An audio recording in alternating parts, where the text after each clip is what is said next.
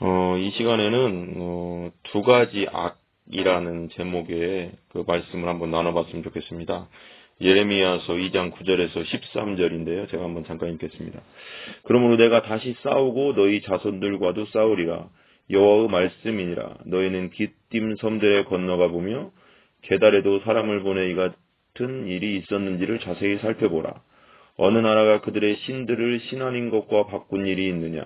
그러나 나의 백성은 그의 영광을 무익한 것과 바꾸었도다. 너 하늘아, 이 일로 말미암아 놀랄지어다. 심히 떨지어다.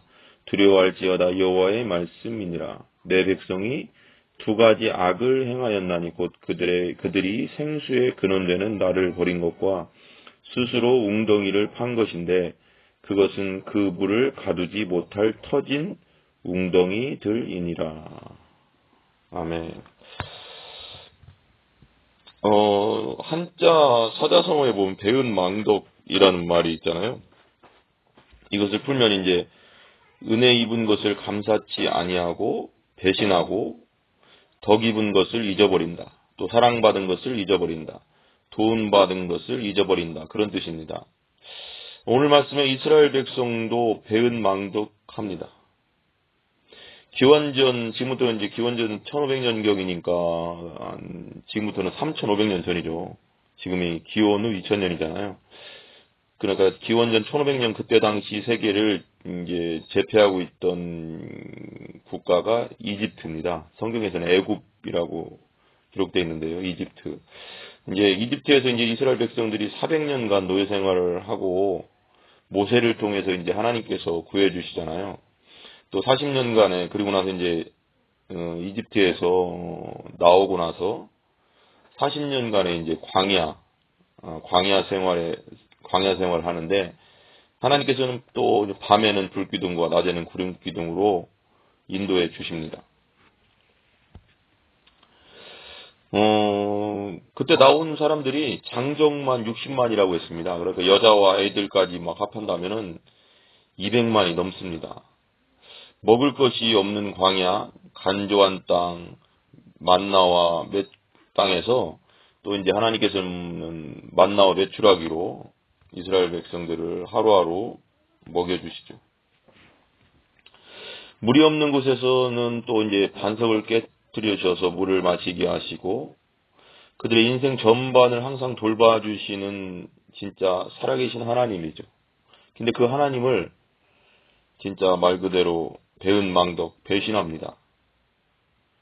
하나님께서 기원전 이제 또 1500년 이집트 제국에서 구해주셔서 이제 젖과 꿀이 흐르는 지금의 이제 가나안 땅, 이스라엘에 들어오지만 또 거의 400년간의 사사 시대 이제 여호수아가 죽고 가나안 땅에서 400년간의 사사 시대에도 하나님의 뜻을 거역하고 우상을 숭배하며 순종치 않고 자신들이 좋아하는 대로 마음대로 자신이 이제 자신의 영혼과 자신의 삶의 주인 되어서 하나님을 온전히 섬기지 않고 살아가는 것을 봅니다. 사사기 21장 25절에 보면 그때 당시 이스라엘 백성들의 상태가 어떠했는지를 잘 보여주고 있습니다. 그때 이스라엘 왕이 없으므로 사람이 각각 그 소견에 오른 대로 행하였더라라고 기록하고 있습니다. 이제 그 시간이 지나서 이제 사사 시대가 지나고 이제 기원전 1000년경에 이제 사울왕, 이스라엘의 첫째 왕인 사울왕과 두 번째 왕인 다윗 왕 시대를 거치고 또 솔로몬 왕이 이제 시대를 거치고 솔로몬이 죽고 나서 이제 남유다와 북이스라엘로 이제 갈라지게 됩니다. 그 이후에 이제 더욱 하나님께서 싫어하시는 우상을 예배하고 섬기게 되는데요. 우리가 잘 알고 있는 10계명 중에 첫 번부터 네 번째 계명까지를 다 어깁니다. 이스라엘 백성들이요. 출애굽기 20장 1절에서 8절을 킹제임스 흔정역 성경을 제가 한번 읽어보겠습니다. 하나님께서 이 모든 말씀으로 말씀하여 이르시되 나는 너를 이집트 땅 곧 속바그 집에서 데리고 나온 주 내 하나님이니라. 너는 내 앞에 다른 신들을 두지 말라. 나는 너를 위하여 어떤 새긴 너는 너를 위하여 어떤 새긴 형상도 만들지 말고 또 위에 하늘에 있는 것이나 아래 땅에 있는 것이나 땅 아래 물속에 있는 것에 어떤 모습이든지 만들지 말며 그것들에게 절하지 말고 그것들을 섬기지 말라. 나 곧 주 내 하나님은 질투하는 하나님이라. 나는 나를 미워하는 자들에게는 하나님 아버지들의 불법을 자손들에게 벌하여 3, 4대까지 이르게 하거니와 나를 사랑하고 내 명령을 지키는 수천의 사람들에게는 긍휼을 베푸니라. 나는 주 내 하나님의 이름을 헛되이 취하지 말라. 주가 자신의 이름을 헛되이 취하는 자를 죄 없다 하지 아니하리라. 안식일을 기억하여 거룩히 지켜라. 이 첫 번째부터 네 번째 계명을 다 어기죠. 하나님에 관련된 계명이거든요. 다 이제 그 첫 번째고 네 번째는, 그리고 5에서 10계명까지는 이제 사람에 대한 거. 5계명이 이제 부모를 공경하라 그거잖아요. 참 하나님이고 참 신인, 진짜 유일하신 하나님이신 신이신데 이 세상 모든 것을 만드신 여호와 하나님과의 약속과 계약을 다 잊어버리고 우상을 섬기고 우상 앞에 향을 피우고 심지어 우상에게 자신의 어린아이들을 바치는 극악무도한 죄를 이스라엘 백성들이 짓습니다. 하나님은 정말 오래 참으시고 돌아오시기를 바라는 분이시지만 언제까지나 그냥 참으시는 분은 아닙니다. 심판의 때가 있다는 것입니다. 심판의 때. 심판을 미루시는 분은 아니라는 겁니다. 베드로후서 3장 9절에 보면 주의 약속은 어떤 이들이 더디다고 생각하는 것 같이 더딘 것이 아니라 오직 주께서는 너희를 대하여 오래 참으사 아무도 멸망하지 아니하고 다 회개하기에 이르기를 원하시느니라. 심판하기로 작정하시면, 그리고 심판이 날이 임하면 그 진노하심은 누구도 막을 수 없고 그 진노 앞에 누구도 설 수 없습니다. 누가복음 23장 28절, 29, 30절에 보면 그러나 예수님께서 그들을 향해 돌이키시며 이르시되 예루살렘의 딸들아 나를 위해 울지 말고 너희와 너희 자녀들을 위해 울라. 보라 날들이 이르리니 그때 그들이 말하기를 수태하지 못하는 자와 해산하지 못한 태와 젖먹이지 못한 젖이 복이 있다 하리라. 그때 그들이 산들에게 말하기 시작하여 이르기를 우리 위에 무너지라 하며 작은 산들에게 이르기를 우리를 덮으라 하리라. 그러니까 하나님의 심판은, 하나님께서는 진노하시기를 더디하시죠. 오래 참아주십니다. 그런데 그냥 무조건 참으시는 것이 아니라 때가 되면 심판하시는데 그 심판이 얼마나 무서운지, 지금 그 누가복음 23장 30절 김재훈 순정성에 읽었지만 산들에게 사람들이 말한다는 거예요. 그 심판이 무서우니까 우리 위에 무너져 버려라. 작은 산들에게 우리를 덮으라. 이 말씀을 보면 차라리 죽는 게 낫다 이거죠. 그 진노의 심판을 겪는 것보다 차라리 그냥 죽는 게 낫다. 얼마나 무서운지를 이 말씀에서 표현하고 있잖아요. 오늘 이제 본문 말씀 이제 본론으로 들어가면은 첫 번째, 하나님께서는 이스라엘 백성들의 배악, 진짜 말 그대로 배은 맹덕이죠. 하나님의 은혜를 잊어버린, 그리고 하나님을 온전히 섬기지 않는 이스라엘 백성들과 싸우겠다고 말하고 있습니다. 오늘 말씀 9절인데 내가 다시 싸우고 너희 자손들과 싸우리라 여호와의 말씀이니라. 하나님과 싸워서 이길 사람이 어디 있겠습니까? 전지 창조하시고 전지 전능 모든 것을 할 수 있는 그 하나님과 어떻게 싸우겠습니까? 100% 지는 거죠. 하나님의 심판 앞에 누구도 설 수 없습니다. 여기서 싸우다라는 단어는 법정적 용어입니다. 변론한다는 것이죠. 이제 하나님께서 참다 못한 하나님께서 이스라엘 백성의 죄악과 우상에게 예배하고 숭배하는 것을 보시면서 이제는 내가 너를 고발한다는 것입니다. 한번 변론해보자는 거죠. 하나님께 변론해보자는 변론해보자고 말씀하실 이유가 없어요. 왜 그러냐면 하나님은 항상 옳거든요. 우리는 죄인이지만 하나님께서는 모든 상황 속에서 거룩하시기 때문에, 그런데 하나님께서 하나님과의 계약, 약속에 신실하지 못한 이스라엘 백성을 보시면서 변론하자고 한번 말 좀 해보자. 법정적 용어거든요. 예레미야 2장 9절 현대어 성경에 보면, 그러므로 나 여호와가 이제는 직접 너희를 고발하고 너희의 자식과 손자들도 고발하여 형벌을 선포하겠다. 이것은 나 여호와의 말이니 그대로 될 것이다. 너는 가증한 것을 네 집에, 그리고 신명기 7장 26절이에요. 너는 가증한 것을 네 집에 들이지 말라. 너도 그와 같이 저주받은 것이 될까 염려하느라. 오직 너는 그것을 철저히 미워하며 철저히 싫어할지니 그것은 저주받은 것이니라. 하나님께서 우상 숭배를 가장 싫어하세요. 그래서 정말 새긴 우상을 만들지 말고 나 외에 다른 신을 섬기지 말라. 그런 거 뭐냐면, 다른 신은 세상에 없어요. 거짓이에요. 가짜예요, 다. 가짜거든요. 가짜를 섬기면 뭐가 나오겠습니까? 우상, 말 그대로 돌로 만든 거, 나무로 만든 우상, 뭐 불상, 뭐 여러 가지가 있잖아요. 그런 건 숨도 못 쉬고 움직일 수도 없는 거예요. 그런 것에 가서 절한다는 자체가 벌써 이게 말이 안 되는 거잖아요.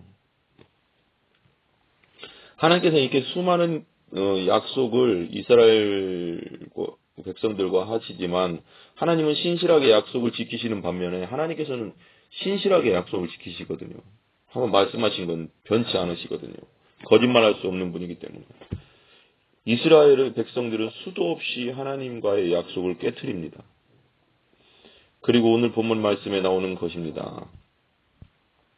예레미야 시대까지 온 것입니다. 이 시대의 배경과 예레미야를 부르심에 대해서는 예레미야 1장 전반과 특별히 1절에서 3절에 말씀하고 있습니다. 베냐민 땅 아나도대 제사장 중 실기야의 아들 예레미야의 말이라. 아몬의 아들 유다왕 요시야의 다스린 지 13년에 여호와의 말씀이 예레미야에게 임하였고, 요시야의 아들 유다왕 여호야김 시대부터 요시야 아들 유다왕 시드기야의 10세 11년 말까지 임하니라. 이에 5월에 예루살렘이 사로잡히니라. 현재 그 아나도 땅 보면은 이제 예레미야가 베냐민 땅 아나돗의 제사장 중 실기야의 아들로 태어났다고 했잖아요. 이 아나돗 땅은 이스라엘의 수도죠. 수도 예루살렘에서 북동쪽으로 한 5km쯤 올라가면 있는 그런 뭐 작은 동네라고 해야 되나? 동네라고 해야 돼. 예레미야는 다윗 시대의 그 제사장 아비아달이라고 있어요. 그 후손입니다. 예레미야가 선지자로 예언자로 활동한 시기는 이제 1장 2절의 말씀처럼 유다왕 요시야가 다스린 지 13년, 그러니까 기원전 627년에서 3절의 시드기야 제11년 말, 기원전 586년, 거의 40년간 예레미야는 하나님의 선지자로 이제 활동합니다. 586년을 잘 기억하시기 바랍니다. 하나님의 부르심을 받은 나이는 10대 후반에서 20대 초반 정도로 보고 있습니다. 그러니까 예레미야는 하나님의 부르심을 받은 이후에 1장 6절에 자신의 연소함을 슬퍼하면서 이렇게 말합니다. 저는 이제 성경을 이제 읽어봐도 뭐 이제 사무엘을 하나님 이제 한나가 늦게 낳잖아요. 애를 못 낳다가 늦게 낳은 다음에 이제 하나님의 성전에서 이제 갖다 드리잖아요. 근데 그건 이제 부르심하고는 좀 틀린 문제예요. 근데 또 그러고 나서 이제 그 사무엘을 하나님께서 이제 그 밤중에 부르시는 장면이 나오잖아요. 그리고 사명을 주시거든요. 그러니까 이제 주의 종들도 마찬가지예요. 주의 종들도 제가 이제 신학교 다닐 때나 뭐 이런 막 이렇게 생각해 보면은 부르심이 확실치 않은 사람들이 좀 이렇게 신학교에 오는 경우가 뭐라고 할까요? 제가 볼 때는 꽤 있었던 것 같아요. 얘기 들어보면 뭐 부모님이 서원했다, 뭐 했다, 뭐 또 뭐 뭐에서 왔다 하는데, 하나님의 부르심을 확실히 받고 온 사람들이 생각보다 많지 않다는 생각이 들었어요. 제가 이렇게 들어보면. 그러니까 하나님의 부르심이 확실하지 않은 사람들이 의외로 많이 신학교에 오고 있다는 생각이 들더라고요. 신학교 면접은 확실히 봐야 된다고 생각해요. 신학교가 뭐 돈 벌려고 하는 학교가 아니잖아요. 등록금 받아서 뭐 운영하는긴 하지만 그보다 더 중요한 건 확실한 소명자들을 뽑아서 어 뭐라고 할까요? 하나님의 백성들을 하나님 말씀으로 가르치는데 복음으로 또 구원하고 거듭나게 하는데 쓰임받는 소명자와 사명자가 확실히 뽑혀야 되는데 지금 시대가 좀 그렇지 않은 것 같아요. 그래서 지금 교회가 그래서 문제가 되는 것이 아닌가라는 생각이 들어요. 진짜 소명받고 사명받은 자는 하나님을 두려워하고요. 우선은 하나님의 말씀과 복음에 붙잡힌 자거든요.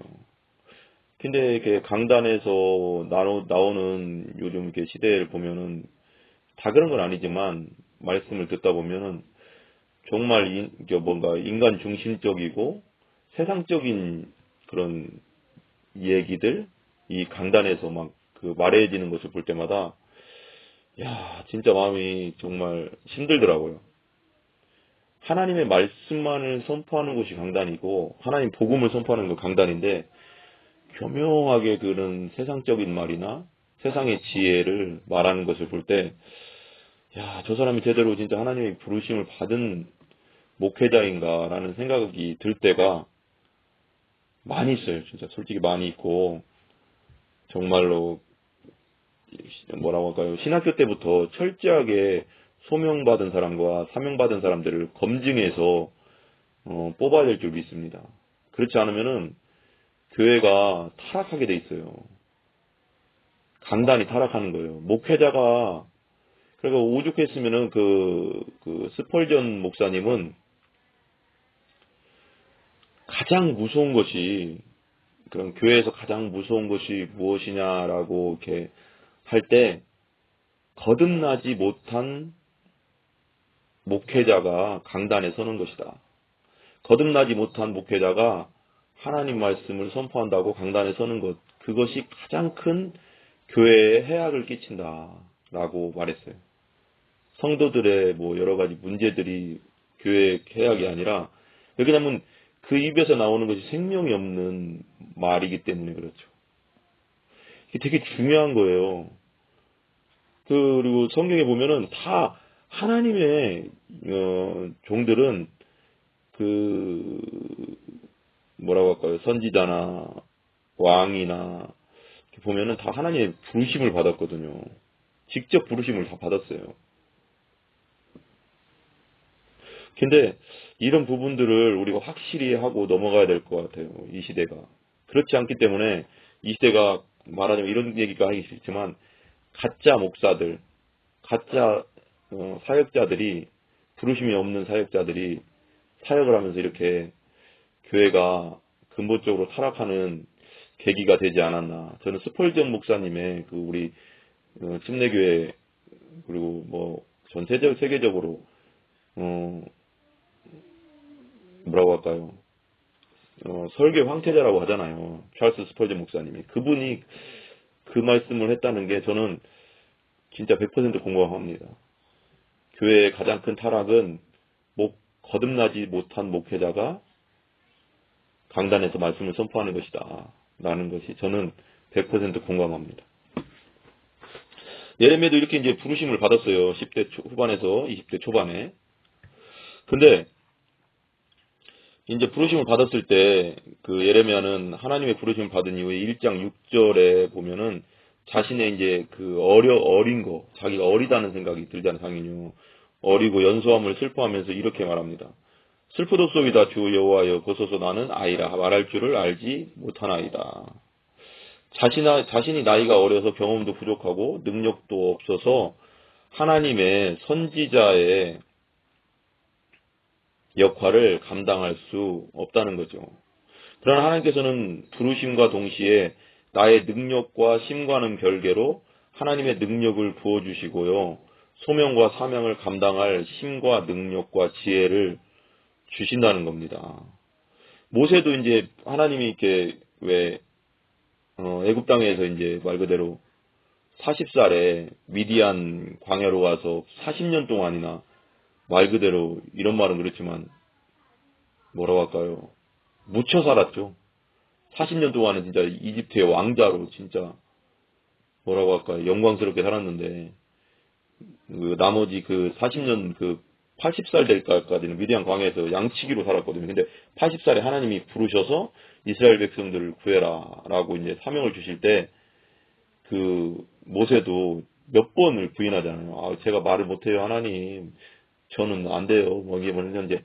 뭔가 이제 자기가 뭔가를 자기 힘으로 하라고 하는 줄 아는 거죠. 근데 중요한 것은 하나님이 부르실 때는 하나님이 어떤 사람을 자기의 종으로 또 목회자로 부르실 때는 능력까지 주신다는 거예요. 하나님이 하신다는 거예요. 그 사람을 통해서 하나님이 하시는 거지 네 능력으로 하라고 하는 게 아니에요. 사명받은 자는.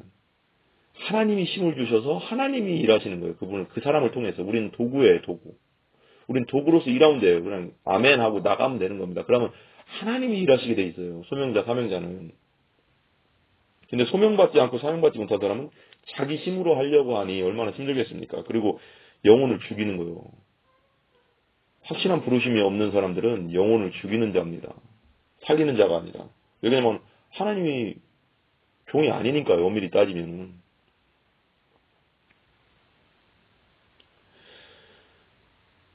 예레미야 1장 8절에서 10절에 보면은 현대인 성경이 이렇게 말합니다. 현대인의 성경에 보면 너는 그들을 두려워하지 말아라. 내가 너와 함께 하여 너를 보호하겠다. 이것은 나 여호와의 말이다.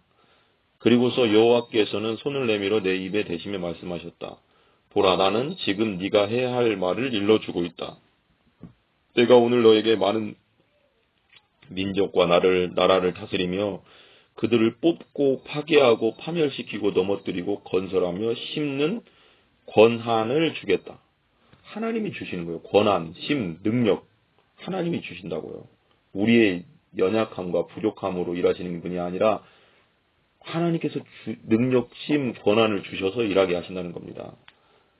그 사람이 어리건 나이가 있건 모세처럼 나이 많아서 부르심을 받았건 예레미야처럼 10대 후반에서 20대 초반에 부르심을 받았던 그건 중요한 게 아니에요. 그 사람을 부르신 하나님께서 능력과 힘과 사명, 권한을 주셔서 일하신다는 겁니다.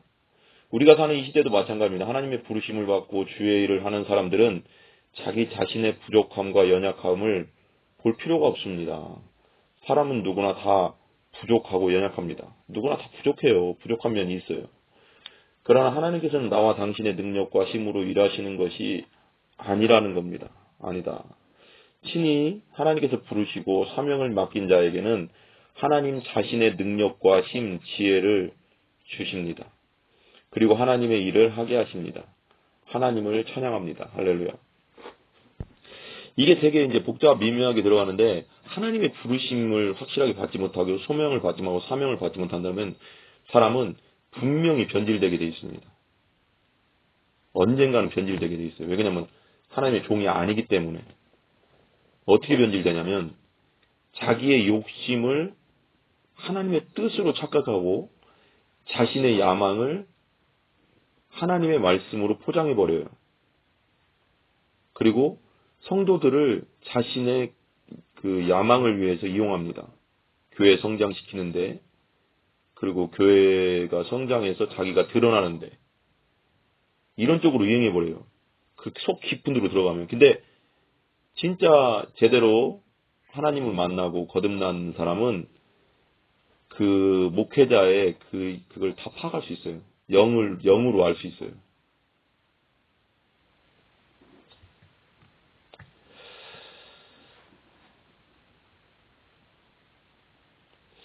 하나님께 사명 주시면 능력도 주시고 힘도 주시는 겁니다. 하나님의 일을 하게 하신다는 거죠. 나와 당신에게 힘과 능력 주시고 지혜를 주셔서 주의 일을 감당하고 능히 하게 하시는 하나님을 찬양합니다. 예레미야는 영적으로 이제 우상숭배와 또 정치적으로는 혼합주의, 또 물질 만능주의, 세속주의에 빠져 있던 그런 시기에 이제 선지자로 부르심을 받았습니다. 예레미야 시대 때는 그 말 그대로 이제 막 우상숭배가 이제 많고 이제 바벨론에게 멸망이 전이었거든요. 근데 그 시대가 물질적으로는 풍요로웠다는 거, 되게 풍요로운 시대였다는 거. 물질적으로 풍요롭다는 게 어떻게 보면 있는 세상적이고 인간적으로는 좋아 보일지 모르지만 믿음에는 어떻게 보면은 믿음 생활하는 데 있어서는 걸림돌이 될 수도 가능성이 많이 있습니다. 그걸 잘 믿음으로 지켜나가는 게 되게 중요한데 그런 가능성이 많은 것 같아요. 이스라엘 백성들은 계속해서 우상숭배와 죄악을 범하고 그 사악함이 하늘에까지 쌓입니다. 그리고 하나님께서는 이스라엘에 대한 심판을 작정하십니다. 오늘 본문 바로 앞에 예레미야 2장 4절에서 8절까지는 이스라엘 백성의 죄를 간략하면서도 정확하게 지금 말씀하고 있습니다. 예레미야 2장 5절에 보면 킹제임스 성경입니다. 주가 이같이 말하노라. 너희 조상들이 내게서 무슨 불법을 보았기에 나를 떠나 멀리 가고 허무한 것을 따라 걸으며 허무한 자가 되었느냐. 여기서 허무한 것은 우상. 죽은 것들, 돌덩어리, 나무, 뭐 이런 거 깎은 거, 의미 없는 것들, 허무한 거잖아요. 허무한 것을 따라 걸으며 허무한 것을 따라서 섬기면 허무한 자가 되는 거예요. 허무가 뭐예요? 아무것도 없다. 그거잖아요. 아무것도 아니다 하잖아요. 하나님께서 말씀하십니다. 주인 되는 내가 너희에게 말한다. 너희 조상들이 나에게 무슨 불의함과 불법을 보았기에 나를 멀리하고 헛된 것, 우상숭배 말하는데 허탄한 것, 허무한 것을 따라 걷느냐. 하나님께서 얼마나 답답하시면은 이렇게까지 말씀하실까요? 내가 너희에게 불의도 불법도 하지 않았는데 너희들은 참신이고 참 하나님인 나 여호와를 멀리 떠나 헛된 것, 진짜 아무것도 아닌 우상, 거짓신을 쫓아가느냐. 참 우리의 죄성이 얼마나 강한지 우리의 우리가 욕심을 안 보이잖아요. 욕심이 외적으로 드러난 것이 우상이거든요. 탐욕이. 왜 그러냐면 가서 빌면 모든 걸 도와주는 그런 우상이 있다는 거 하는데 그 도와줄 수도 없는 건데 그걸 따라가는 것 자체가 그 탐욕이 겉으로 드러난 것이 우상이다. 탐심이 우상숭배라고 했잖아요. 여기서 허무하고 헛된 것이라는 아무것도 아닌 것 아까 말했지만 사람은 손으로 깎아 만든 우상 뭐 우리나라 말로 말하면 불상 뭐죠? 갑자기 생각 안 나네. 막 돌 쌓아놓은 거 막 탑 별게 다 있잖아요. 나무 오래 산 나무에 가서도 절하고 막 별거 다 있어요. 나무, 철, 돌 그런 것들로 금으로 입히고 은으로 입히는 것들 생명 없는 아무것도 아닌 것들입니다. 성경에 나오는데 어떻게 그거는 뭐 우리의 기도를 들을 수 없는 아무 능력이 없잖아요. 그냥 맨날 거기 천년백년 앉아 있는 게 그냥 놔두면 앉아 있는 게 우상인데 거기에 가서 절을 한다고요? 하나님께서는 답답한 것을 넘어서 분노하시는 거죠. 진노하시는 겁니다. 2장 6절, 7절은 노예로 살던 이집트 땅에서 인도하여 내시고 광야에서 함께 하시고 또한 가나안 땅, 기름진 땅에 인도하여 그것의 열매와 아름다운 것을 먹게 하는데 너희가 가나안 땅에 들어와서 내 땅을 죄악과 우상으로 더럽히고 내 기업을 역겨운 것, 토해버릴 것으로 만든다는 것입니다. 죄악으로 말미암아서. 그리고 8절에는 제사장, 이제 관리들, 목자들, 선지자들의 죄악을 이제 낱낱이 하나님께서 이제 말씀하시는데요. 8절 한번 보게요. 2장 8절을 한번 읽어볼게요.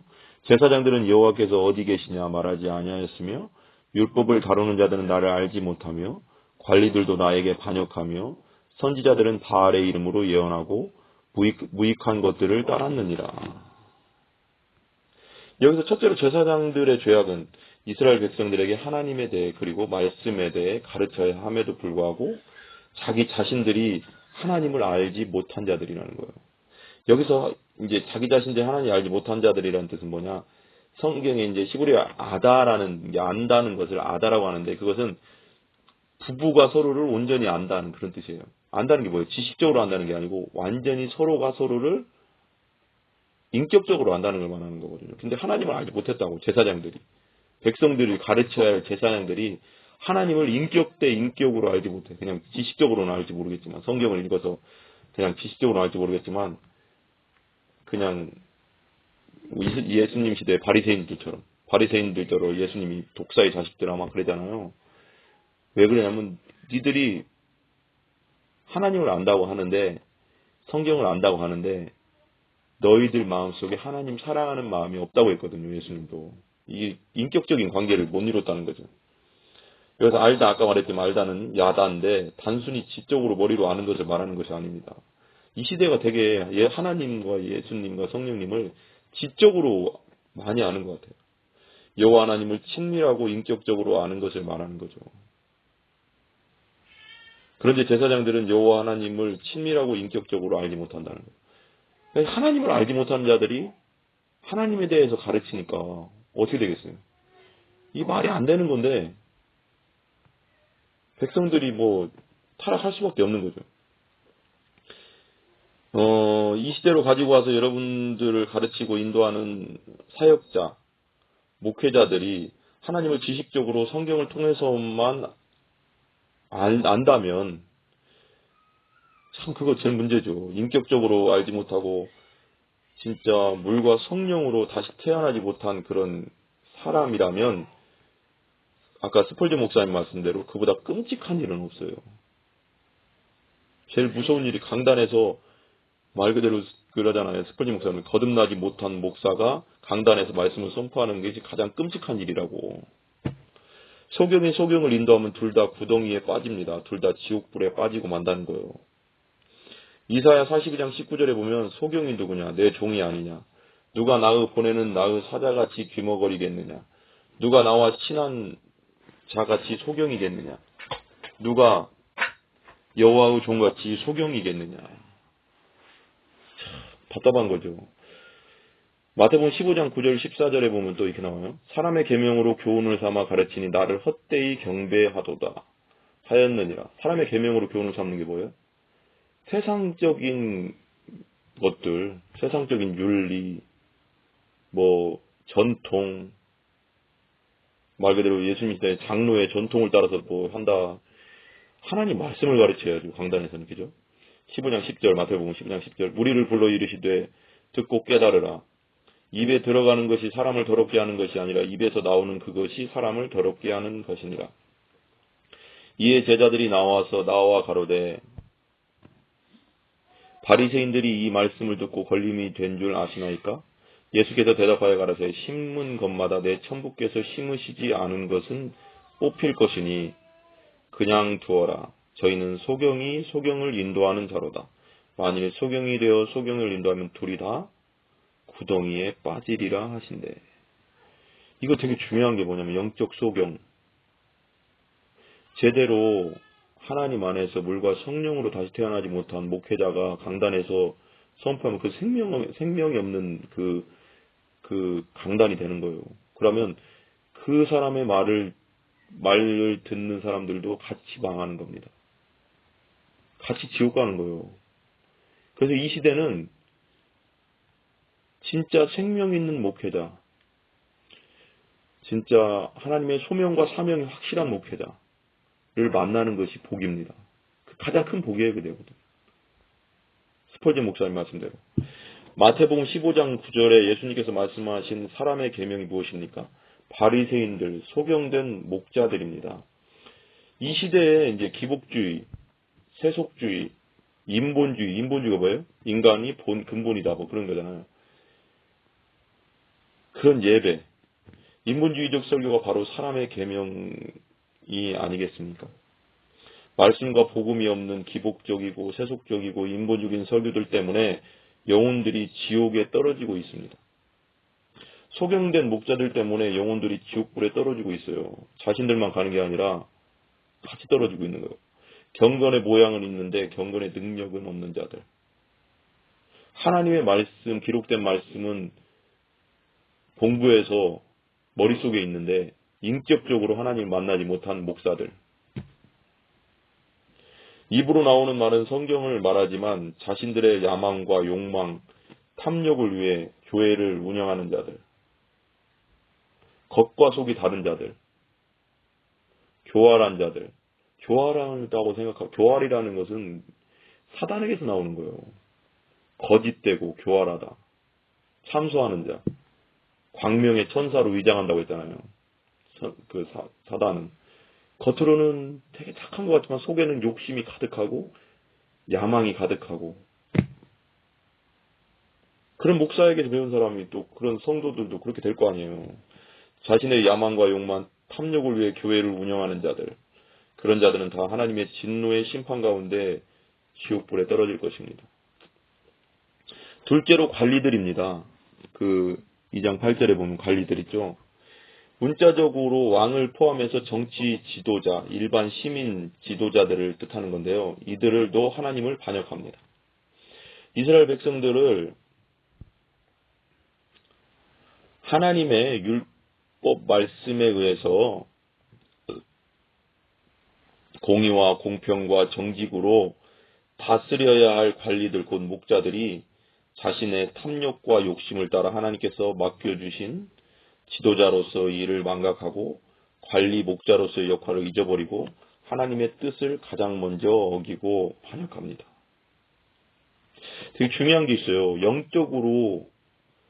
나라가 영적으로 혼란하면은 정치, 문화, 경제 모든 것이 혼탁해지는 거예요. 왜 그러면 그 영으로 흘러가거든요, 다. 영이 가장 깊은 곳에 있거든요, 우리 안에. 근데 그 영이 영적으로 혼란하면 해버리면 제사장이 벌써 타락했는데 그 밑에는 뭐 말할 것도 없잖아요.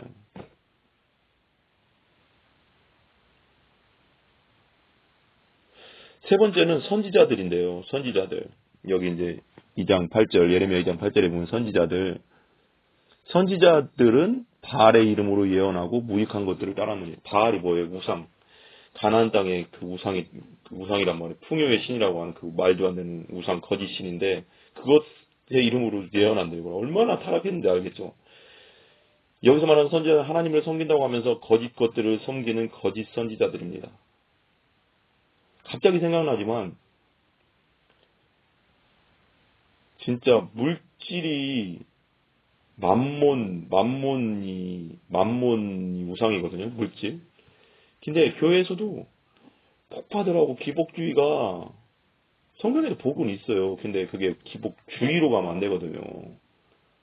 근데 이 만몬신이 교회를 지금 참 너무 많이 침투해 있어요. 기복주의가. 그래서 영혼들이 참 그것만 쫓아오고 있잖아요. 그래서 세상과 별다를 게 없는 거예요. 교회가 지금 상황에서. 세상하고 똑같은 걸 추구하니까 세상과 구별이 안 되잖아요. 거룩이 뭐예요? 구별됨인데. 구별이 안 되니까 세상 사람들이 교회를 욕하는 거예요. 달라야 되는데. 어떤 분이 그래요. 뭐라고 하더라? 누구한테 들었는데, 어떤 목사님인가요? 제대로 거듭난 그리스도인, 하나님을 따르는 그리스도인이 국민의 3%라고 했나요? 3%만 돼도 몇 프로 별로 안 됐어요. 제가 들어보니까 몇 프로만 돼도 그 나라를 변화시킬 수 있대요. 근데 우리나라는 기독교인이 1000만 명 막 그렇게 얘기하잖아요. 지금 800만, 700만 된다고 하는데 어쨌거나 1000만으로 따진다고 하면 우리나라가 5천만으로 따지면 벌써 몇 퍼센트입니까? 20% 아닙니까? 근데 이 나라가 지금도 이렇게 난리예요. 이게 말이 안 되는 거예요, 지금. 제대로 하나님 믿는 사람이 별로 없다는 거예요. 이스라엘 위에 있는 두로와 시돈의 가나안 땅에 이 널리 퍼져 있는 바알의 이름으로, 바알 우상의 이름으로 예언하는 진짜 가증한 일, 가증하다는 게 진짜 이게 가증이라는 말 자체가 벌써 하나님께서 너무 미워하시는 일을 행한 자들입니다. 예레미야 시대는 평화가 없는데 평화를 이야기하고 평안이 없는데 평안을 이야기하는 하나냐 같은 거짓 선지자들이 판을 쳤어요. 정치에 빌붙어 가서 그때 당시 종교 지도자들이 거짓말로 평화를 얘기하고 평안을 얘기하고, 예레미야는 하나님께서 예레미야에게 주신 말씀은 바벨론에게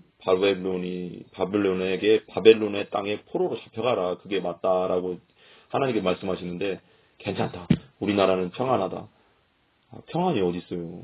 하나님 그렇게 말씀하시지 않는데, 죄악의 심판이 떨어지고 있는데. 근데 그렇게 거짓말로 괜찮다고 하고, 예레미야 선지자는 우상 바알 숭배를 강력하게 경고합니다. 이렇게 하나님의 말씀으로 백성을 하나님을 잘 섬길 수 있도록 인도하고 가르쳐야 할 위의 지도자들이죠. 영적인 지도자들, 제사장, 선지자들도 타락했으니 또 관리들, 정치 지도자들 다 타락하는 거예요. 그들의 다스림과 가르침을 받는 백성들은 어떠한 상태일지는 생각해 보지 않아도 뻔한 겁니다.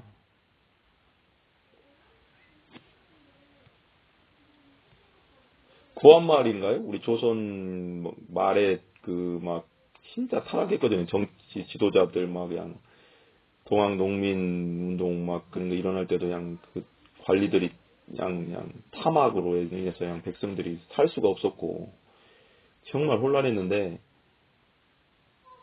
진짜 그러니까 영적으로 타락하면 정치가 타락하고 교육, 문화, 모든 게 타락하게 돼 있습니다. 우리가 살고 있는 이 마지막 시대도 마찬가지입니다. 입으로는 하나님의 말씀을 말하지만 그 속은 자신의 욕심과 야망을 쫓아가는 목회자들, 소명받지 않고 목회하는 사역자들, 하나님의 부르심이 없는데 목회하는 사역자들, 지도자들, 이들의 입에서 나오는 말씀은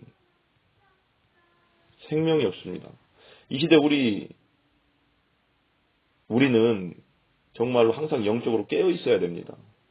말씀과 복음 그리고 기도로. 거짓의 아비 사탄 마귀 악마가 두루 돌아다니면서 우는 사자처럼 삼킬자를 찾고 있어요. 베드로전서 5장 8절에 보면 마음을 강하게 하고, 쉬운 성경이에요. 늘 주의하십시오. 원수 마귀가 배고파 으르렁거리는 사자처럼 먹이를 찾아 돌아다니고 있습니다. 마귀는 끈덕지게 우리를 미혹한다는 것이죠. 사람이 사람을 뭐라고 할까요? 속이는 것을 유혹이라고 한다면은 마귀는 미혹한다고 해요. 미혹의 영에 쓰인다고 하거든요. 성경에는. 미혹되면, 이단에 미혹되면요, 그건 하나님 분이 끄집어낼 수가 없어요. 쓰인다.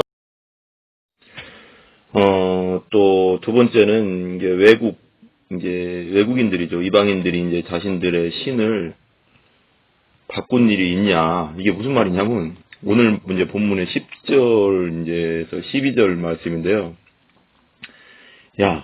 외국인들, 그러니까 이스라엘 백성이 아닌 참신을 믿는, 참 여호와 하나님을 믿는 그 이스라엘 백성들은 진짜 참신을 믿으면서도 어떻게 우상을 숭배하냐. 너희들은 하나님 말씀하시는 거고, 외국인들은 그게 거짓 신인데 우상인데도 불구하고 그것들을 바꾸지 않는다. 너희들은 참 답답하다. 이제 그런 말씀인데, 답답함을 떠나서 진짜 분노할 일이죠. 오늘 말씀 이제 2장 10절인데요. 한번 읽어볼게요. 너희는 기띔 섬들에 건너가 보며 게달에도 사람을 보내어 이 같은 일의 유무를 자세히 살펴보라. 현대 성경에는 이렇게 나와요. 너희는 한번 지중해에서 배를 타고 기띔섬과 서쪽에 사는 모든 민족을 둘러보아라. 또 너희 동쪽으로 사막으로 사람을 보내어 게달 족속과 동방의 모든 백성을 살펴보아라. 너희는 이렇게 서쪽 끝에서 동쪽 끝에 이르기까지 모든 민족을 찾아가서 너희가 저지른 것 같은 행동을 한 백성이 어디에 있는가를 알아보아라. 없다는 거죠. 우상을 숭배하는, 진짜 거짓 우상을 숭배하는 자들도 자기가 믿고 있는 그 우상에게, 그 말도 안 되는 우상을 바꾸지 않는데 너희들은 참 하나님 나를 섬기면서 나를 따른다고 하면서 너 어떻게 우상을 섬기냐, 거짓 것들을 섬기냐 이거죠. 여기서 깃딤 섬들은 작게는 지금의 이제 지중해 있는 이제 이스라엘에서 이제 한 서북쪽으로 바다 가운데 있는 이제 키프로스 섬이거든요. 키프로스 섬을 말하는 거고, 크게는 이스라엘의 서쪽 지역에 사는 모든 사람들을 의미합니다. 그리고 이 게달이라는 게달 족속은 이제 그 아브라함이 이제 하갈과 사이에서 난 이스마엘의 둘째 아들이죠. 둘째 아들. 창세기 25장 13절에 나오는데 이제 둘째 아들이 게달입니다. 게달 족속은 이스라엘 땅에서 동쪽 아라비아 사막을 지나서 동편에 사는 유목민족입니다. 크게는 이스라엘 동쪽에 사는 모든 민족을 말할 수도 있습니다. 그러니까 이걸 다 합치면은 그래서 깃딘 섬들과 게달로 말씀하는 사람들은 세상 모든 족속이라고 말할 수도 있어요. 크게 보면은 세상 사람들, 거짓 것을 섬기는 우상을 섬긴다고 하는 그 세상 사람들도 자기 우상을 바꾸지 않는데 어쨌든 참 하나님, 참 신을 섬긴다고 하면서 그걸 참 너희들은 우상으로 가느냐 바꾸냐 무슨 말도 안 되는 이게 그런 거죠. 10절 중후반절에 보면은 깃딤과 게달의 사람을 보내 이 같은 일 곧 이스라엘이 행한 죄악 같은 일이 있었는지 한번 자세히 한번 살펴보라는 거예요. 없다는 거죠. 한번 온 세상 민족에 가서 너희가 나 여호와 하나님 참 신인 나 여호와에게 행한 죄악 같은 일을 한 민족이 있는가 자세히 살펴보고 찾아보고 조사해 보라는 것입니다. 11절입니다. 어느 나라가 그 신을 신 아닌 것과 바꾼 일이 있느냐. 그러나 나의 백성은 그 영광을 무익한 것과 바꾸었도다. 참 하나님의 영광을 무익한 것, 우상과 바꾸었다는 거죠. 아무 힘도 능력도 아무것도 없는. 예레미야 2장 11절에 현대어 성경에 이렇게 나와요. 물론 우상은 신도 아니지만 그런 우상이라도 섬기다가 다른 우상으로 갈아치운 백성이 어디 있느냐. 그러나 내 백성은 나를 전혀 도와줄 수 없는 우상들과 바꿔버렸다. 내게서 그토록 영광스러운 일들을 체험하고도 진짜 많은 이스라엘 백성들이 많은 이적과 기적을 체험하고도 그들은 나를 허황한 우상들과 바꾸어 놓았다. 답답한 거죠.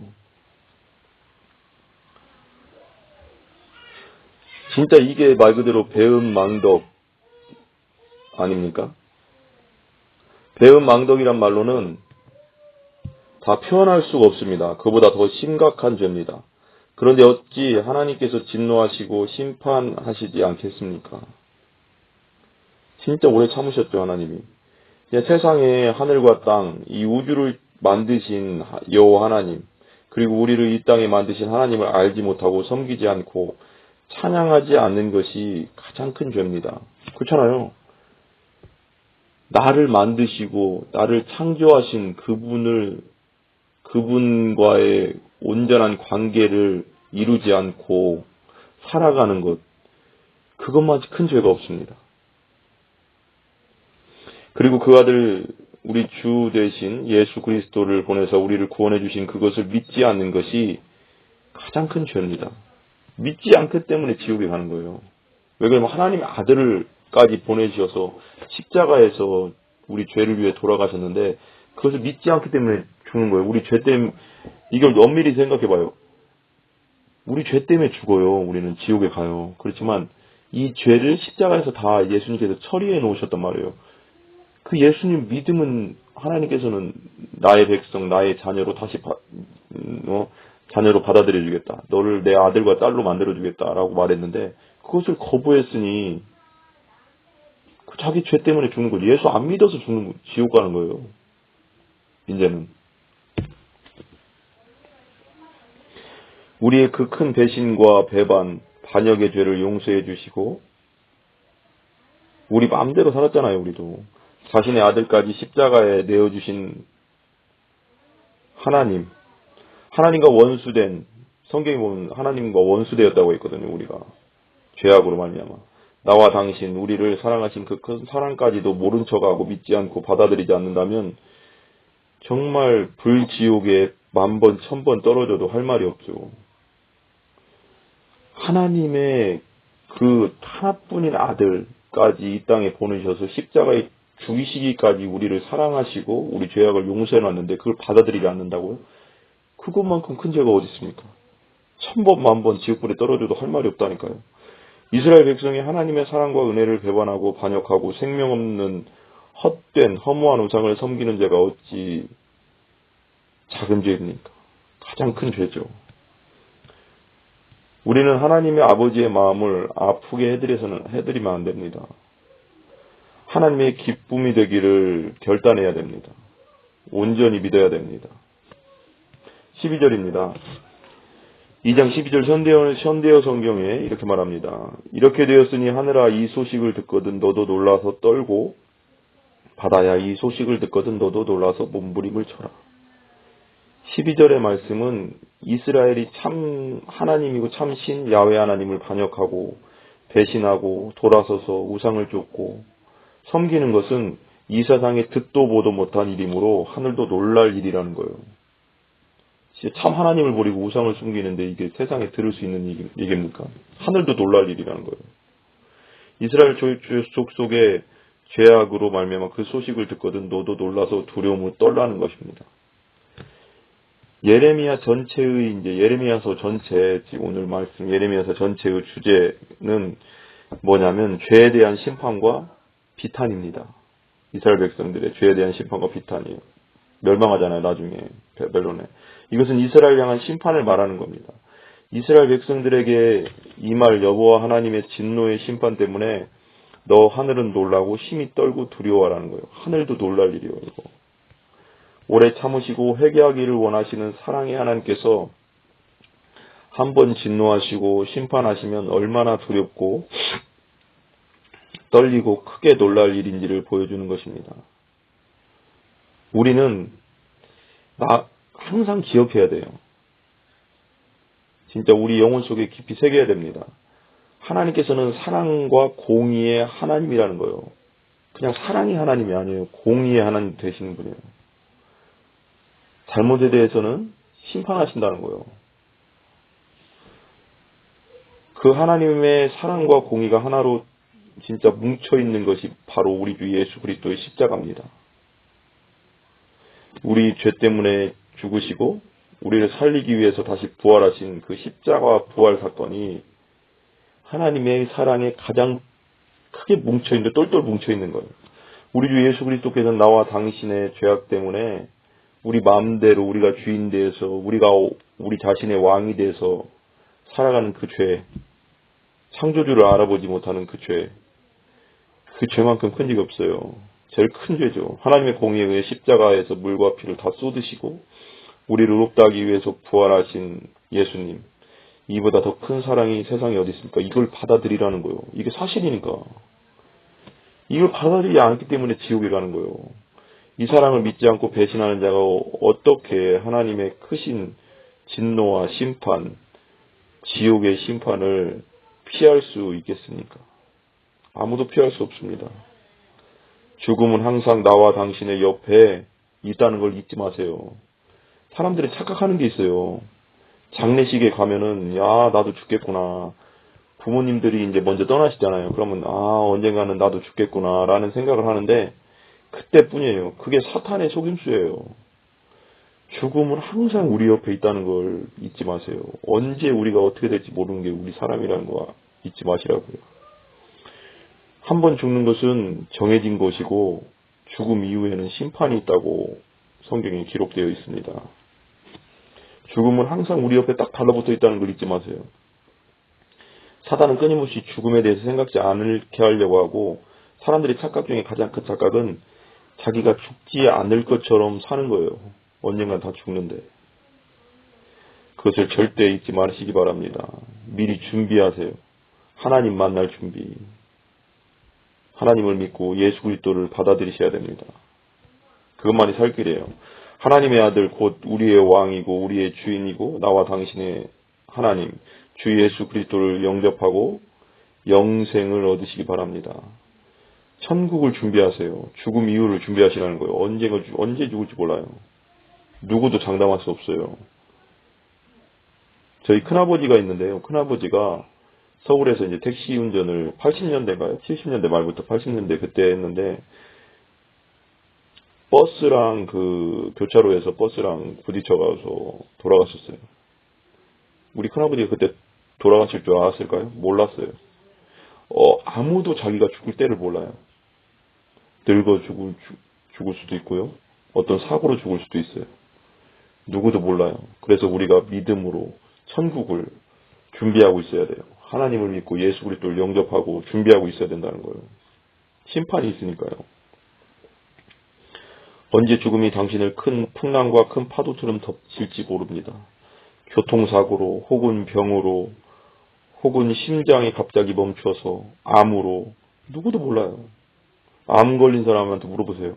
자기가 암 걸릴 줄 알았는가? 아무도 그렇게 생각하지 않았습니다. 우리 몸은요 되게 약해요. 지금 코로나가 막 난리잖아요. 이런 시대가 올 줄 몰랐어요. 전염병의 시대가. 전염병 하나로도 막 무너지잖아요. 미국 가장 강대국 아니에요. 미국을 이길 나라가 어디 있어요. 근데 코로나 하나로 막 무너지고 있잖아요. 지금 세계적으로 가장 많이 걸리고 있어요. 지금. 그게 인간의 교만의 결과예요. 아무도 장담할 수 없습니다. 모두가 예수 그리스도를 주인과 구세주로 받아들여야 됩니다. 그럴 때 하나님께서는 하나님의 참 자녀요, 참 백성을 만들어 주신다고 했습니다. 세 번째, 이스라엘 백성의 두 가지 악에 대해서 이제 하나님께서 말씀하시는데요. 이제 예레미야 2장 13절이죠. 이제 보면은 마지막 절인데 오늘 말씀에 내 백성이 두 가지 악을 행했대요. 곧 생수의 근원되는 나를 버린 것과 스스로 웅덩이를 판 것인데 그것은 물을 저축치 못할 터진 웅덩이니라. 이 시대 강단에서 진짜 생수의 근원되는 하나님의 말씀, 하나님, 예수님을 선포해야 되는데 터진 웅덩이, 물을 저축하지 못할 터진 웅덩이, 인본주의적이고 세속주의적이고 기복적인 설교가 난무하고 있습니다. 그러니 영혼들이 살겠습니까? 영혼들이 다 죽어있는 상태죠. 많은 부분. 예레미야 2장 13절 김재영 심정의 성경이 말합니다.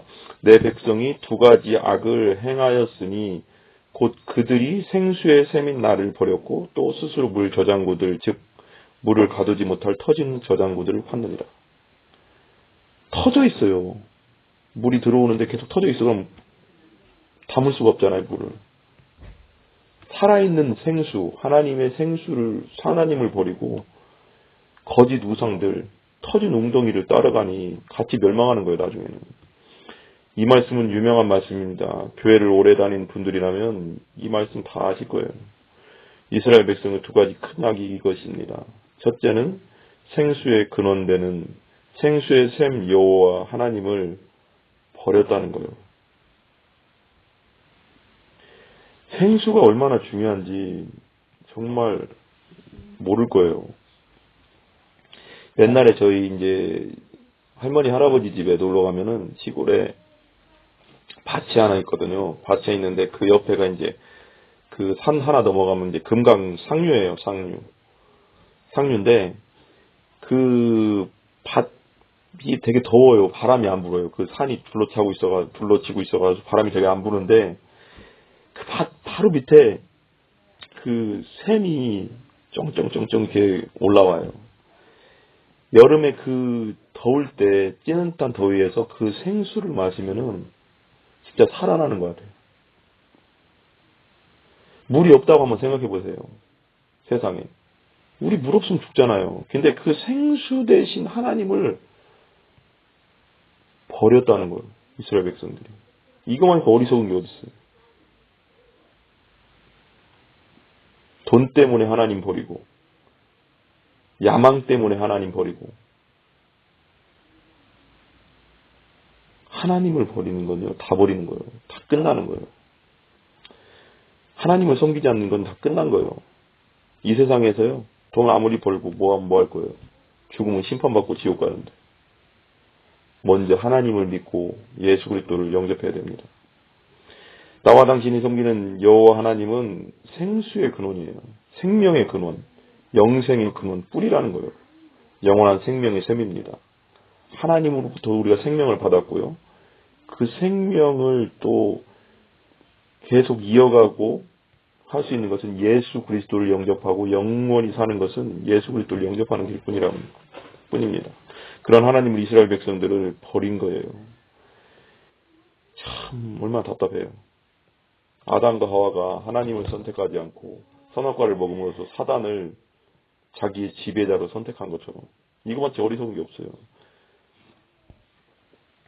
우리가 생각할 때 얼마나 어리석고 바보 같은 짓입니까? 바보 같다는 말로는 다 표현할 수가 없어요. 두 번째 이스라엘 백성은 큰 죄악은 13절 오늘 말씀 예레미야 2장 13절 중후반절에 보면 스스로 웅덩이를 판 것이랍니다. 그리고 그것은 그 물을 가두지 못할 터진 웅덩이라는 거예요. 스스로 물 저장고를 만들었다는 거예요. 하나님 없이 우상과 살려고 하는 사단의 지배 아래 살려는 세상을 보세요. 엉망이에요. 전쟁과 기근, 폭력 이게 이 세상이라니까요. 하나님께서 어느 정도 붙잡아 주셔서 이 정도지 진짜 완전히 놔두시면 이 세상 진짜 이 세상의 지옥이라니까요. 그런데 그것은 터진 저장고라는 겁니다. 아무리 채워도 터진 저장고, 터진 웅덩이, 그것이 바로 우상을 섬기고 헛된 것을 섬기는 자들입니다. 하나님을 믿지 않는 자들이에요. 생명도 능력도 힘도 지혜도 아무것도 없는 우상을 섬기는 자들. 우상이 뒤에는 사단 마귀가 있다는 것을 잊지 마시기 바랍니다. 우상, 불상, 점술, 제사. 우상과 함께 지옥에 떨어지는 겁니다. 이 두 가지 죄악 때문에 이스라엘 백성들은 이제 기원전 586년, 지금으로부터 2586년 전에 바벨론 제국에 의해서 예루살렘 성전과 이스라엘 땅은 완전히 불타버리고 초토화됩니다. 하나님께서는 갑자기 그냥 심판을 하시는 게 아니에요. 선지자를 통해서 끊임없이 경고하시고 참으시고 하다가 심판하신 거예요. 완전히 망했어요. 586년에 성전도 완전히 불타버리고 초토화됐습니다. 왕은 눈이 뽑혀서 비참하게 끌려가고요. 우상을 숭배하고 우상을 예배한 이스라엘 백성은 포로가 되어서 바벨론으로 끌려갑니다. 얼마나 비참합니까? 하나님께서는 오래 참으시고 노하기를 더디하시지만 끝까지 회개하지 않는 자들에게 임할 하나님의 심판은 이 세상에 없는 두려움과 무서움의 심판입니다. 이 세상에서 하나님 안 믿고 예수 그리스도를 영접하지 않은 상태에서 죽으면 하나님의 심판대에서 지옥으로 떨어지는 겁니다. 그 심판의 두려움과 무서움을 피하는 길은 하나님을 온전히 믿고 그 아들 주 예수 그리스도를 영접하고 믿고 물과 성령으로 거듭나는 길뿐입니다. 이제 마지막으로 말씀드리고 싶은 게 있어요. 구약 시대에는 오늘 말씀처럼 생명 대신 하나님을 반역하고 배신하고 다른 우상을 섬긴 일에 대해서 하나님께서 진노의 심판이 임했죠. 우리가 살고 있는 지금 이 은혜의 시대거든요. 예수 그리스도를 영접하면 하나님의 자녀요, 천국 백성이 되는 이 은혜 시대. 야훼 하나님의 독자 아들 주 예수 그리스도를 영접하지 않고 믿지 않는 자들에게 하나님의 진노의 영원한 심판이 있다는 거예요. 요한복음 3장 36절에 이렇게 말합니다. 아버지께서 아들을 사랑하사 만물을 다 그 손에 주셨으니 아들을 믿는 자는 영생이 있고 아들을 순종치 아니하는 자는 영생을 보지 못하고 도리어 하나님의 진노가 그 위에 머물러 있느니라. 예수님께서는 요한복음 3장에 니고데모를 만나 다시 태어나야 된다, 거듭나야 된다에 대해서 대화를 하시고 침례 요한에 대해서 말씀이 나온 후에 요한복음 4장에 유대를 떠나 갈릴리 마을로 가시잖아요. 길에 사마리아 수가성을 통과하셔서 가신 일을 여러분들 기억하실 것입니다. 예수님께서 갈릴리 마을로 가는 길에 피곤해서 이제 우물 곁에 앉아 계시는데 정오쯤, 햇빛이 뜨거운 정오쯤에 되어서 한 여자가 이제 물 길르러 이제 예수님께서 앉아 계신 우물 곁으로 옵니다. 그 여인에게 예수님께서 물 좀 달라고 하시죠. 그때 당시는 이게 낮에는 잘 활동을 안 해요. 너무 뜨거워서 중동 지역은. 근데 낮에 나왔다는 것은 뭔가 이유가 있겠죠. 이 여인이 다른 사람 보기가 별로 보기 싫다 이거죠. 그리고 나서 그 대화 중에 이렇게 말씀하십니다. 4장 9절에서 14절인데요. 쉬운 성경에 사마리아 여자는 예수님께 당신은 유대 남자고 나는 사마리아 여자인데 어떻게 나에게 마실 것을 달라고 할 수 있습니까? 라고 말했습니다. 당시 유대인들은 사마리아 사람들과 상종을 하지 않았습니다. 사마리아 사람들은 혼혈민족이라 유대 사람들이 상종하지 않았거든요. 예수님께서는 그 여자에게 이렇게 대답합니다. 당신이 하나님께서 주시는 선물이 무엇인지 또 내게 마실 것을 달라라고 말하고 있는 사람이 누구인지 알았더라면 오히려 당신이 그 사람에게 구하였을 것이고 그러면 그가 당신에게 생명의 물을 주었을 것이요. 그 여자가 말했습니다. 선생님, 당신에게는 물기를 도구도 없고 이 우물은 매우 깊은데 어디서 그 생명의 물을 구한단 말입니까? 당신이 우리 조상 야곱보다 더 큰 분이란 말씀이십니까? 야곱은 우리에게 이 물을 주신 분입니다. 그분도 친히 이 우물에서 물을 길어 마셨고 그분의 아들들과 가축들도 그렇게 했습니다. 예수님께서는 이 물을 마시는 사람은 다시 목마를 것이요. 이 보이는 이 우물물 마시는 사람은 다시 목마를 것이지만 요한복음 4장 14절 쉬운 성경이에요. 그러나 내가 주는 물을 마시는 사람은 누가 되었건간에 영원히 목마르지 않을 것이요. 내가 주는 물은 그 사람 안에서 계속 솟아나 영원한 생명을 가져다 주는 우물이 될 것이요. 하고 대답하셨습니다. 요한복음 7장 37절 38절이에요.